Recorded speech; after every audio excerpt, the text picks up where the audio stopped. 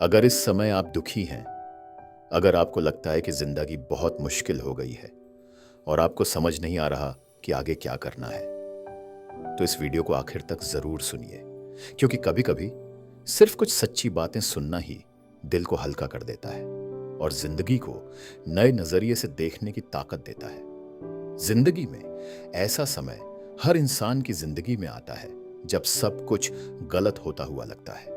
ऐसा लगता है कि किसी को हमारी परवाह नहीं है, हमारी मेहनत का कोई मतलब नहीं है और शायद हम कभी खुश नहीं हो पाएंगे। लेकिन सच्चाई यह है कि दुख हमेशा के लिए नहीं रहता। जिंदगी में जितनी भी मुश्किलें आती हैं, वे हमें तोड़ने के लिए नहीं, बल्कि हमें मजबूत बनाने के लिए आती हैं। कभी कभी भगवान या जिंदगी हमें उस रास्ते पर ले जाती है जहां हम जाना नहीं चाहते, लेकिन बाद में हमें समझ आता है कि वही रास्ता हमारे लिए सबसे बेहतर था।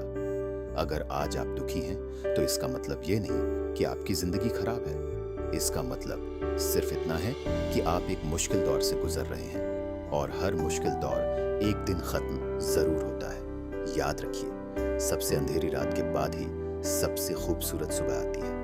आज जो दर्द आप महसूस कर रहे हैं, हो सकता है वही दर्द आपको कल एक मजबूत इंसान बना दे।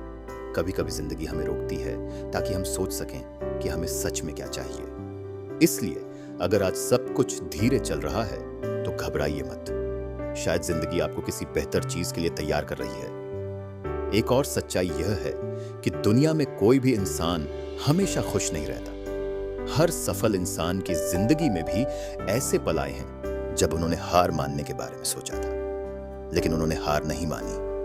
उन्होंने अपने दुख को अपनी ताकत बना लिया और वही लोग आज दूसरों के लिए प्रेरणा बन गए हैं। इसलिए अगर आप दुखी हैं, तो खुद को कमजोर मत समझिए, क्योंकि दुख महसूस करना यह साबित करता है कि आपका दिल जिंदा है, और जब दिल जिंदा होता है तो उम्मीद भी जिंदा रहती है।